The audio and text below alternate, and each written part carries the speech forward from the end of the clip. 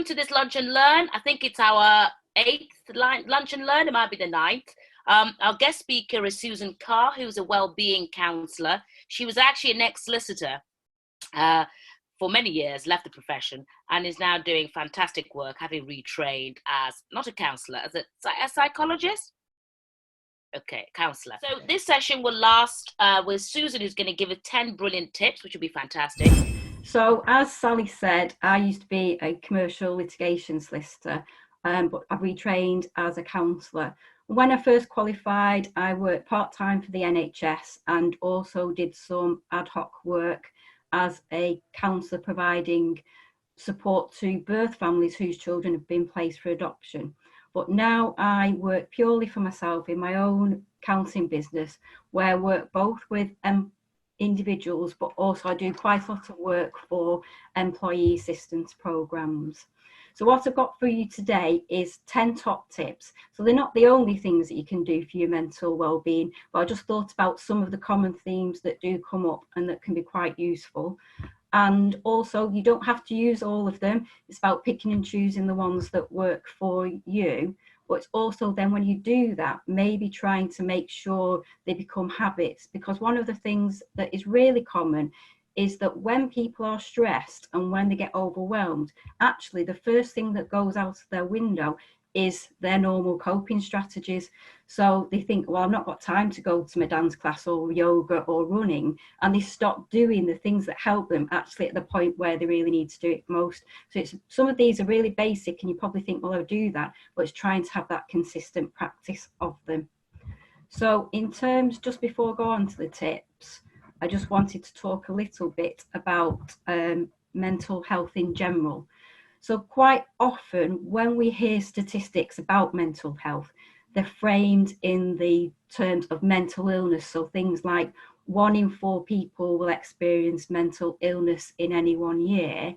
But actually, I think it's really important to make that distinction between mental illness, which we can think happens to other people, and mental health, because in the same way that we all have physical health, we all have mental health. And our mental health, in the same way that our physical health can change from day to day, so can our mental health. So you might be a reasonably fit and healthy person, but that doesn't stop you from getting a cold or having a migraine, or if you're exercising, straining a muscle. And I think it's important to think about your mental health like that, that there may be some days where you're not feeling 100% fully fit within your mental health. I suppose though, overall, actually, we tend to distinguish between mental health and physical health, and certainly there's a lot more talking about mental health because in the past it has been discounted. But really what we've all got is health, and our mental health and our physical health are both interrelated. So that if you have a physical health condition, then that might impact on your mental health. If you're not able to get out and about, then you may slip into low mood. And equally, if you're experiencing a mental health problem, that can actually give you physical symptoms. So you may have come across the term psychosomatic, which actually is used quite often as a way to suggest that maybe someone is making up a symptom or that it's all in your mind.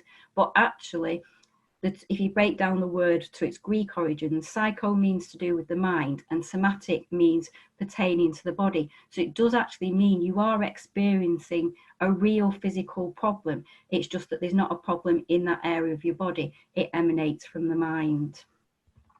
And then the last point to make about mental health is there can be this interpretation that good mental health means always being positive, always looking on the bright side of the life. Whereas actually, good mental health does mean that you are able to experience the full range of emotions. So you can still be sad, you can still be angry. It doesn't necessarily mean to say that that's automatically suggesting you've got bad mental health. So in terms of looking at why your mental health might change on a day-to-day basis, just thinking about some of the things, some of the challenges that are created from daily life that can impact on your mood. So those are things like our relationships with family, friends, work colleagues, money issues, work issues, if you're having problems with housing, any sort of life change. So whether that's getting married, buying a house, having a baby, facing retirement, those sorts of life transitions, they can sometimes affect your mental health. I've already touched upon how physical health problems can impact your mental health. If you experience any sort of trauma, and just generally change and uncertainty can lead to issues like anxiety. And if we just go through the list of those things that I've mentioned there, you can see how the current situation with COVID could create problems. So there's all the uncertainty about how long is this going to go on for, when will it end, is my health going to be affected, are my family going to be affected by it. There's a lot of financial uncertainty, people are being furloughed, people are losing their jobs, then there's that issue, can I pay my bills? And equally, just spending more time with your family and children in your own house may mean there's more conflict in your relationships. So it's just to reassure you that actually there's a lot of challenges here, and it would be normal for those to be impacting on your mental health. One of the things, though, to say about it is that quite a lot of those things, so saying to yourself, when is lock going down to end? Am I going to be ill? It shows that a lot of the way that we think about things influences how we behave, and it's actually the thinking that causes the problem. So my first top tip is about changing your thinking. And I know that sounds, well, if it's that easy, why can't I do it? And I'll go through just some small ideas of ways that you can change your thinking. And the first illustration that I've got there, I've taken actually from Action for Happiness. And I think it's a really nice, neat illustration that if you're in a situation that you can change, then obviously the best way to solve that is to change the situation. But if you can't change it, then you change the way that you think about it. And some of that can come down even to the language that you use. So in terms of just thinking about the situation we're in now, if you consider that you're stuck at home and you're in lockdown, that feels different than saying to yourself, actually, I'm safe at home. So just sometimes just changing the language that you use, that can have a big impact. In terms of therapy, probably most of you will have heard of cognitive behavioural therapy, or CBT, and that is very firmly based on our behaviours and our feelings and emotions tend to come from our thoughts rather than the facts. So what happens, there'll be a factual situation, we interpret it and we act on those thoughts and those interpretations rather than the facts. So that actually, if you change your thoughts, you can quite often change the way you think about your situation. And within CBT, there's lots of different tools and resources and strategies, which I don't have time to go through today, but that can be quite a useful way of doing it. One thing that I will just share with you is the worry tree. And I find this is a really useful diagram that you can use to distinguish between helpful thinking and unhelpful thinking. So it's not banishing all thinking, because actually we do need to plan. If we didn't plan for the future, we wouldn't go on holiday, we wouldn't move house, we wouldn't change jobs. So it's not banishing all thinking, but it's about trying to distinguish between those thoughts that are helpful and those that aren't helpful. So things that aren't helpful are what if type thoughts, or thinking about situations that you can't actually do anything about. So if you start at the top of the worry tree, the first thing you do is just that awareness about what am I worrying about, or what am I thinking about? And then you ask yourself the question, can I do something about it? So if the answer is no, I can't do something about it, it's a really quick route. So you let go of the worry, which again is, well, how do you do that? It's not saying stop worrying, because if I say stop worrying, that's not going to help. Because in the same way, if I said, don't think about pink elephants, the first thought's likely to be a pink elephant. So it's not about saying to yourself, stop worrying. The way that you let go of a worry is by changing your focus of attention. So if you think naturally, there are periods of the day where our attention is fully on the task that we're doing. So maybe, like when I was in a commercial litigation solicitor, there may be certain documents that I was drafting which would fully take up my concentration, and other thoughts couldn't come into my head. So it's thinking of those sorts of tasks, whether it's at work, or maybe if you're at home, you can lose yourself in a book and your concentration's fully on the book, or you've got a favourite film. It's trying to find some sort of activity that fully takes your attention. On the other side of the worry tree is those thoughts where there is something that you can do about it. And there's two paths that you take, and what differentiates those is whether you can do the action now or you can do the action later. So if you're thinking of or worrying about something and it's something that you can do there and then, you do it. And then once you've done it, you let go of the worry again by changing the focus of attention. Alternatively, if you've got a worry and say it's something that you need to do at home, but you're at work, you schedule a time later on when you're going to deal with that thought or worry. So you might think, when I get home after I've had tea at 7 o'clock, I'm going to sit down and deal with that worry. And then every time that thought pops into your head during that day, it's you remind yourself, I've scheduled that for later on. And again, you let go of the worry by changing the focus of attention. So that's quite a useful worksheet, which if you just type worry tree into the internet, you can get it and you can download it, have it printed off on your fridge or at work. And the more you use it, you don't need to use the diagram. You can just do that thought process in your own head. So the first tips are about just changing your thinking. My next 5 tips are actually something called the 5 ways to well-being. And the first of those is about connecting.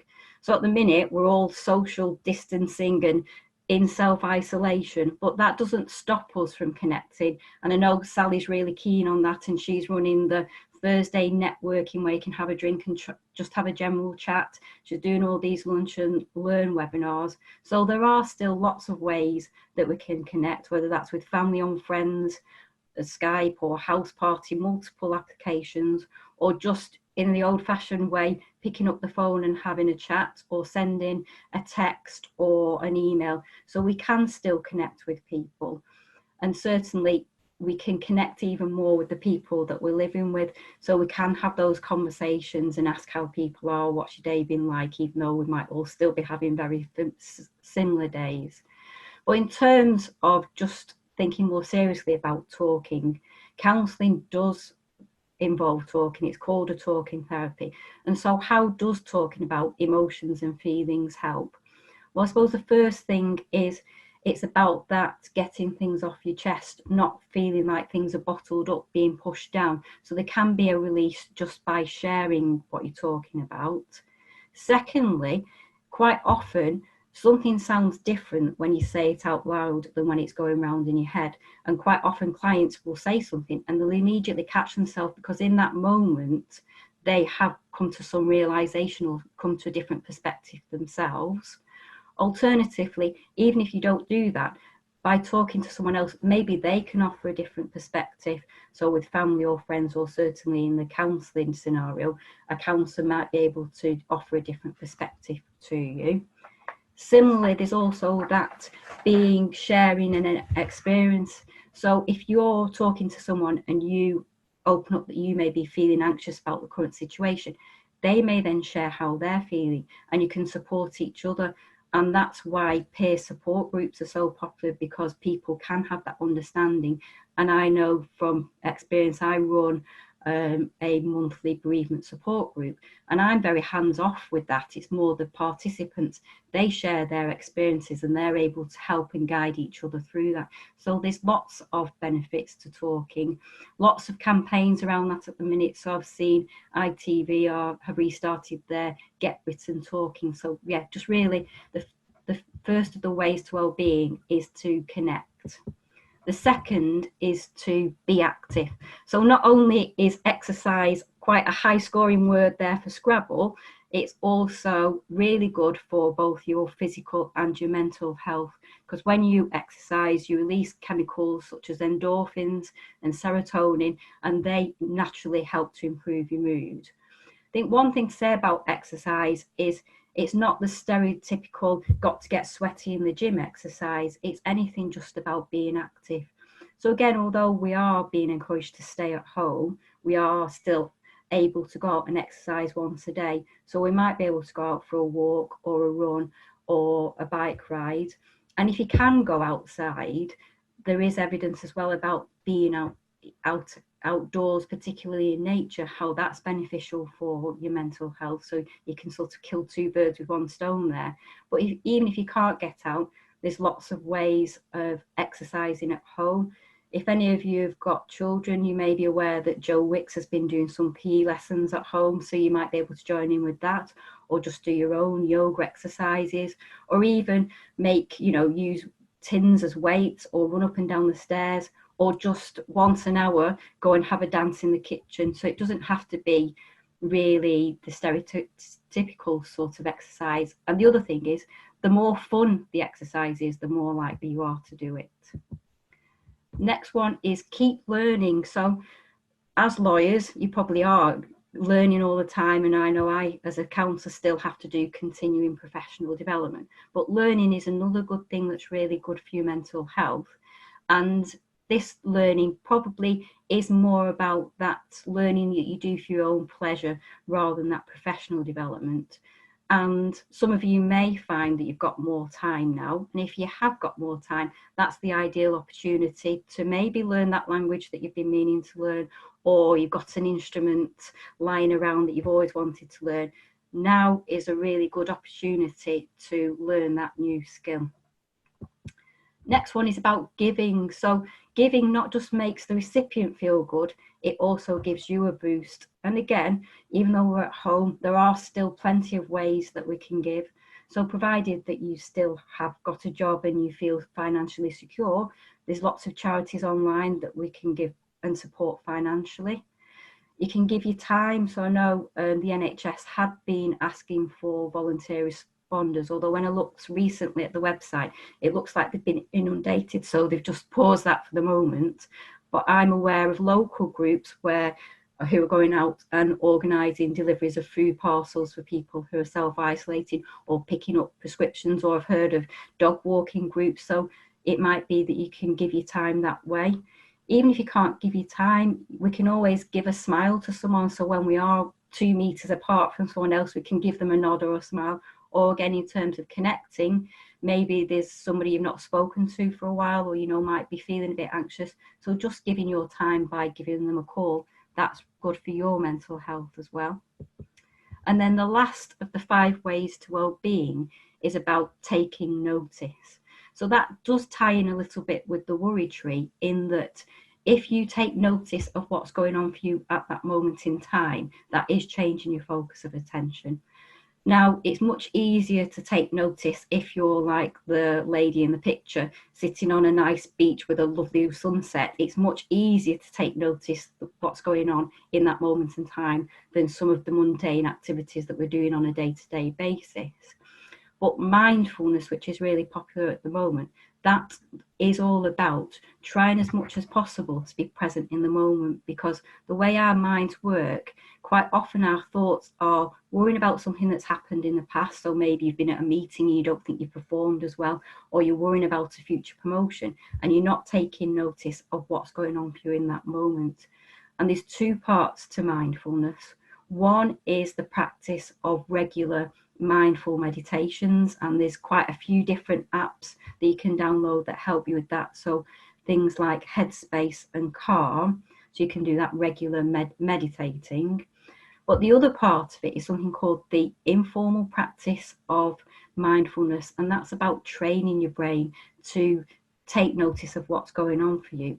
And in the mindfulness books, or if you attend a mindfulness course, they might suggest some activities that you can try and do that.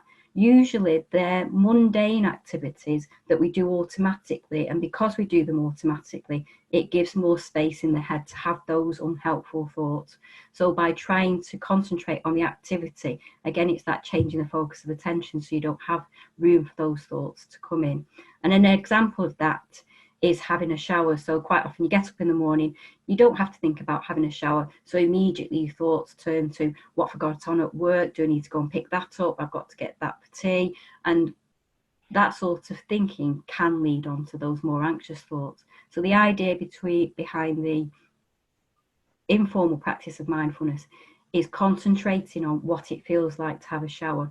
And a good way of doing that is by using your senses. So what does my shower gel smell like? What does the temperature of the water feel like? What sounds can I hear? And it's all about just taking notice and realizing that at that moment in the time, there's nothing to be worried about. And by doing that, gradually you may be able to be much better at taking notice and concentrating on each moment of the day. So my next few tips are just general things that do have an impact on your mood. And one of the most important things is about sleep. So it's no coincidence that sleep deprivation is used as a form of torture. And if ever you've seen proper sleep deprivation portrayed in a film, you can see how seriously it can impact you psychologically. But even on a lesser extent, having regular disturbed sleep is going to impact on your mood. So it's about trying to design those habits and getting the right amount of sleep for you, which can vary from person to person, which I know as lawyers can be difficult when you're asked to work all nighters, or you wake up in the middle of the night and thinking, did I file that document? But it is important to recognise how sleep does impact on your mood. Similarly, food and drink. So I'm not a nutritionist and I'm not here to tell you what is good food and what's not, but just to think how food and drink impact on your mood. So just in terms of eating regularly so that you're not experiencing those sugar highs and then the crashes. And certainly, I don't know if you've come across the term hangry, but my family definitely accused me of being hungry, that my mood, I become more irritable if I'm hungry. So I need to monitor and make sure that I'm eating regularly. Certainly as well, a key is to have breakfast, because that you've not eaten all night. So actually having a good breakfast, or even just having some breakfast, sets you up for the day. In terms of food, can also be just thinking about unhealthy habits. So when we are stressed or overwhelmed, we can comfort eat. Or the opposite, if you're feeling very anxious, you can lose your appetite. So it's important to just encourage yourself, try and eat small amounts often if you don't really have an appetite, because it will affect your mood. Similarly about drinking. So if you've had a bad night's sleep, there can be that temptation to wake yourself up by drinking lots of coffee, but caffeine's a stimulant, so that can then increase anxiety. And then maybe at the other end of the day, you've woken yourself up in the morning with caffeine, you've had this really stressful day, you go home and then you reward yourself with a glass or two of wine, which from time to time is no problem. But again, alcohol is a depressant, so that's going to affect your mood. So it's just trying to think about how does food and drink affect your mood. Number 9 is have a break. So I'm not sponsored by Kit Kat, but just automatically made that association. And in terms of us all working from home, and there's been that resistance within the legal sector to maybe encourage home working, hopefully that does mean that you are able to work more flexibly. But equally, I have heard anecdotally of actually people working longer hours because they're at home, so they don't have the commute in the morning, they don't have the commute home, they're getting up, they're just starting work immediately. They feel that they've got to be, because they're not maybe used to working this way, that they've got to sit there.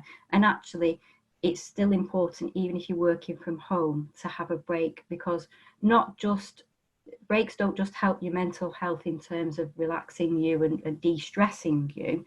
There's also quite a lot of research about breaks and productivity. So I know I've been guilty of this in the past. I've been so overwhelmed by my to-do list. I think I've not got time to go and have my lunch. I've just got to sit here, power through, and I'll get it all done. But actually the evidence suggests you're more productive if you take a 10-minute break every hour than if you sit there for 5 hours non-stop. Also, in terms of having a break, this is maybe the flip side of connecting. Maybe we're all now spending more time around family members that we wouldn't normally do, and we're all in the same four walls. So it might be even more important just to carve out that space and time for yourself.